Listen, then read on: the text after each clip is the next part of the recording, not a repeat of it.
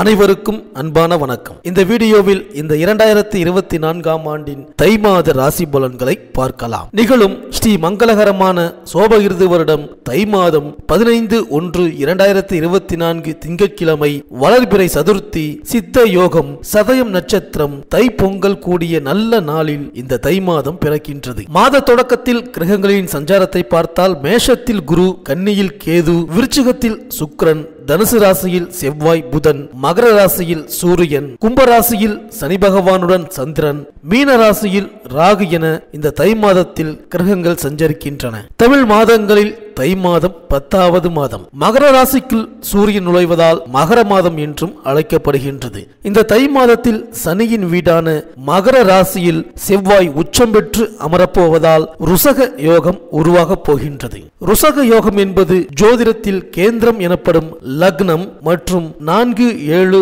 10 ஆகிய இடங்களில் செவ்வாய் அமையும் போது ருசக யோகத்தை அளிப்பார். சர லக்னங்கள் எனப்படும் மேஷம், கடகம், துலாம், மகரம், ஸ்திர லக்னங்களான ரிஷபம், சிம்மம், விருச்சிகம், கும்பம் ஆகிய 8 லக்னங்களுக்கு மட்டுமே ருசக யோகம் செயல்படும். தமிழர் திருநாளாம் தங்கநிகர் பொங்கல் திருநாள் 15/1/2024 திங்கட்கிழமை அன்று வருகின்றது. அன்றைய தினம் காலை 9:30 மணி முதல் 10:30 மணிக்குள் பொங்கல் பானை வைப்பது நல்லது. வீட்டில் வயது முதிர்ந்தவர்கள் மஞ்சள் கொத்து கட்டிய பானையை கையில் எடுத்து கிழக்கு நோக்கி நின்று சூரியனை வழிபட்டு அதன் பிறகு அடுப்பினை 3 முறை சுற்றி அந்த பானையை வைக்க வேண்டும். பானையில் வண்ணமயமான கோலமிட்டு இருப்பது நல்லது. மாட்டுப் பொங்கல் அன்று காலை சிவாலயங்களுக்கு சென்று நந்தி வழிபாடு மேற்கொள்ள வேண்டும். எல்லா விதமான மாலைகளையும் சூட்டி நந்தியை அலங்கரித்து வைத்திருப்பார்கள். அவரை தரிசிப்பது மிகவும் நல்லது. நந்தி பதிகம் பாடினால் நலம் கிடைக்கும், வளம் சேரும். வீட்டு பொங்கலுக்கு மறுநாள் மாட்டு பொங்கல் வைத்து கொண்டாட வேண்டும். 16/1/2024 செவ்வாய்க்கிழமை அன்று மாட்டு பொங்கல் வருகின்றது. அன்று காலை 7:30 மணிக்கு மேல் 8:30 மணிக்குள் பொங்கல் வைத்து கோபூஜை செய்து வழிபட உகந்த நேரமாகும். மேலும் தை அமாவாசை 9/2/2024 வெள்ளிக்கிழமை அன்று வருகின்றது. தை மாதம் வரக்கூடிய அமாவாசை திதியில் நமது முன்னோர்களை நினைத்து வழிபட்டால் எந்த நாளும் இன்பமாக வாழலாம். தை பிறந்தால் வழி பிறக்கும் என்று சொல்வது வழக்கம்.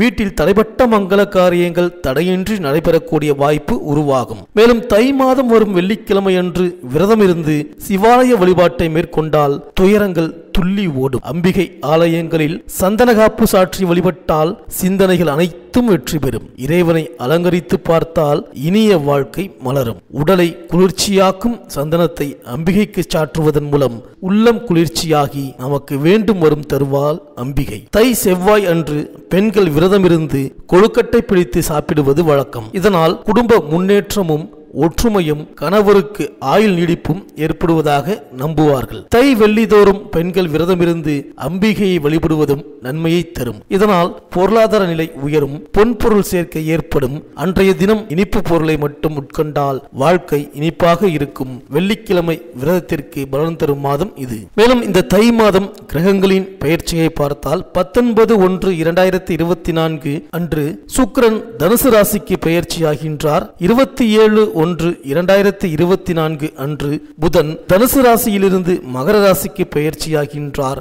4/2/2024 அன்று செவ்வாய் தனுசு ராசியிலிருந்து தனது உச்ச வீடான மகர ராசிக்கு பெயர்ச்சியாகின்றார். இந்த கிரகங்களின் சஞ்சாரம் மற்றும் மாற்றத்தினால் உங்கள் ராசிக்கு என்னென்ன பலன்கள் கிடைக்கப் போகின்றது, நீங்கள் செய்ய வேண்டிய பரிகாரங்கள் என்ன என்று இந்த வீடியோவில் பார்க்கலாம். அனைவருக்கும் இனிய பொங்கல் திருநாள் நல்வாழ்த்துக்கள். சூரியனை ராசி அதிபதியாக கொண்ட சிம்ம ராசி அன்பர்களே, இந்த தை மாத கிரக நிலைகளை ஆராய்ந்து பார்க்கும் பொழுது மாத தொடக்கத்தில் உங்கள் ராசிநாதன் சூரியன் 6ஆம் இடத்தில் சஞ்சரிக்க போகின்றார். உங்கள் ராசியை குரு பகவான் பார்க்கின்றார். பலம் பெற்ற குருவின் பார்வை என்பதால் நல்ல பலன்கள் நடைபெற வேண்டும். ஆனால் கண்டக சனியின் ஆதிக்கம் இருக்கின்றது. எனவே இடையிடையே தாக்குதல்களும் தடைகளும் வரத்தான் செய்யும். அவற்றை சமாளிக்கும் ஆற்றல் உங்களுக்கு உண்டு என்பதால் கவலைப்பட வேண்டாம். ஆரோக்கியத்தில் மட்டும் அக்கறை செலுத்துவது நல்லது. மேலும் மாத தொடக்கத்தில் உங்கள் ராசிக்கு 10ஆம் இடத்தில் சஞ்சரிக்கும் குருவின் பார்வை உங்கள் ராசியிலும் 3, 5 ஆகிய இடங்களிலும் பதிகின்றது. குருவின் பார்வையால் மிகுந்த நன்மை கிடைக்கும். பிறரை சார்ந்து தொழில் செய்பவர்கள் தன்னிச்சையாக இயங்க முன்வருவீர்கள். நண்பர்கள் மூலமாக தொழில் வளர்ச்சி காண்பீர்கள். உத்தியோகத்தில் உயர் அதிகாரிகள் உங்கள் உங்கள் கருத்துக்களை ஏற்றுக்கொண்டு செயல்படுவார்கள். சகோதர ஒற்றுமை பலப்படும். பிள்ளைகளுக்கு படிப்பிற்கு ஏற்ற வேலை அமையும். உங்கள் ராசிக்கு சப்தமஸ்தானத்தில் சனி பகவான் சஞ்சரிக்கின்றார். கணவன் மனைவி மற்றும் குடும்ப உறுப்பினர்களுடன் கருத்து வேறுபாடு அதிகரிக்கும். வாசல் தேடி வந்த வரன்கள் கை நழுவி செல்லலாம். வெளிநாடு சென்றவர்கள் வேலை கிடைக்காமல் திரும்பக்கூடும். 7ஆம் இடத்து சனியை கண்டக சனி என்பார்கள். எனவே ஆரோக்கிய சீர்கேடுகள் ஏற்படாமல் இருக்க ஆகாரத்தில் கட்டுப்பாடு செலுத்துங்கள். மேலும் சனியின் பார்வை 1, 4, 9 ஆகிய இடங்களில் பதிகின்றது. சனியின் நேரடி பார்வை உங்கள் ராசியில் பதிவதால் பண தேவை பூர்த்தியானாலும் மன நிம்மதி குறையும். சனியின் பார்வை 4ஆம் இடத்தில் பதிவதால் பெற்றோர் வழியில் சில பிரச்சனைகளை சந்திப்பீர்கள். புதிய வாகனங்கள் வாங்குவதில் ஆர்வம் காட்டுவீர்கள். தாயின் உடல் நலம் சீராக ஒரு தொகையை செலவிடுவீர்கள். உத்தியோகத்தில் இடமாறுதல்கள் கிடைக்கும். மேலும் சனியின் பார்வை 9ஆம் இடத்தில் பதிவதால் பாக்கியஸ்தானம் பலப்படுகின்றது.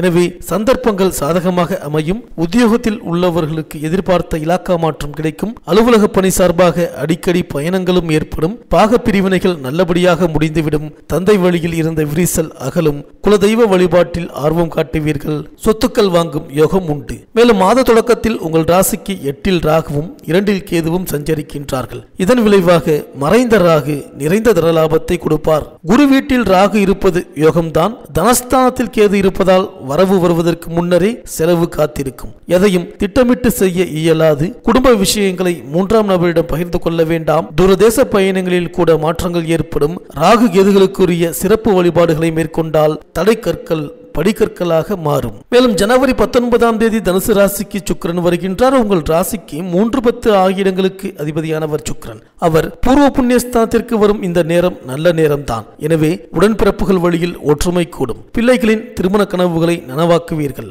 தொழில் ரீதியாக புதிய ஒப்பந்தங்கள் வந்து சேரும். புனித பயணங்களும் அதிகரிக்கும். மேலும் ஜனவரி 27ஆம் தேதி மகர ராசிக்கு புதன் வருகின்றார். உங்கள் ராசிக்கு 2, 11 ஆகிய இடங்களுக்கு அதிபதியானவர் புதன். அவர் ராசிநாதன் சூரியனோடு இணைந்து இந்த நேரம் தொட்ட காரியங்களில் வெற்றி கிடைக்கும். துணிவும் தன்னம்பிக்கையும் அதிகரிக்கும். பண தேவைகள் உடனுக்குடன் பூர்த்தியாகும். அரசு வழி ஆதரவு உண்டு. வேலைக்காக நீங்கள் எடுத்த முயற்சி பலன் தரும். தற்காலிக பணி ஒரு சிலருக்கு நிரந்தர பணியாக மாறலாம். பிறரை சார்ந்திருப்பவர்கள் தனித்து இயங்க எடுத்த முயற்சி வெற்றி பெறும். மேலும் பிப்ரவரி 4ஆம் தேதி மகர ராசிக்கு செவ்வாய் செல்கின்றார். அது செவ்வாய்க்கு உச்ச வீடு. உங்கள் ராசிநாதன் சூரியனோடு யோகக்காரகன் செவ்வாய் இணைவதால் இந்த காலம் ஒரு பொற்காலமாக அமையும். காரியங்கள் துரிதமாக நடைபெறும். கவலை என்ற 3 எழுத்து உங்கள் அகராதியை விட்டு அகலப்போகின்றது.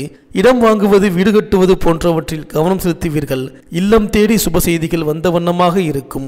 முருகப்பெருமான் வழிபாடு முன்னேற்றத்திற்கு வித்திடும். பொது வாழ்வில் உள்ளவர்களுக்கு புகழ் கூடும். வியாபாரம் தொழில் செய்பவர்களுக்கு புதிய கூட்டாளிகளால் பொருளாதார நிலை உயரும். உத்தியோகத்தில் உள்ளவர்களுக்கு ஊதிய உயர்வு எதிர்பார்த்தபடி கிடைக்கும். இந்த சிம்மராசி பெண்களுக்கு இந்த தை மாதம் நீங்கள் மிகுந்த விழிப்புணர்ச்சியோடு செயல்படுங்கள். கண்டகசனியின் ஆதிக்கத்தால் எதையும் ஒரு முறைக்கு பலமுறை சிந்தித்து செய்வதே நல்லது. குடும்ப ஒற்றுமை குறையாமல் பார்த்துக் கொள்ளுங்கள். முக்கிய தகவல்களை 3ஆம் நபரிடம் சொல்வதால் பிரச்சனைகள் ஏற்படும். பிள்ளைகளை உங்கள் மேற்பார்வையில் வைத்துக் கொள்ளுங்கள். பணிபுரியும் பெண்களுக்கு எதிர்பாராத இடமாற்றம் வரலாம். மேல் அதிகாரிகள் உங்கள் கருத்துக்களை ஏற்க மறுப்பார்கள். குலதெய்வ வழிபாடு குடும்ப முன்னேற்றத்திற்கு வித்திடும். இந்த சிம்மராசி அன்பர்கள் இந்த தை மாதம் பிரதி சனிக்கிழமை தோறும் ஆஞ்சநேயர் வழிபாட்டை தொடர்ந்து செய்து வாருங்கள். புதன்கிழமைகளில் ஸ்ரீ நவக்கிரக செவ்வாயை வலம் வந்து பிரார்த்தனை செய்து வாருங்கள். இந்த சிம்மராசி அன்பர்களுக்கு இந்த தை மாதம் அனைத்தும் நன்மையே நடக்கும். இந்த வீடியோ உங்களுக்கு பிடிச்சிருந்தா லைக் பண்ணுங்க, உங்க ஃப்ரெண்ட்ஸ்களுக்கு ஷேர் பண்ணுங்க. நம்ம சேனலை தொடர்ந்து பார்க்க மறக்காம சப்ஸ்கிரைப் பண்ணுங்க. பக்கத்தில் இருக்கிற பெல் ஐக்கானை கிளிக் பண்ணிக்கிங்க. மீண்டும் அடுத்த வீடியோவில் சந்திப்போம். நன்றி, வணக்கம்.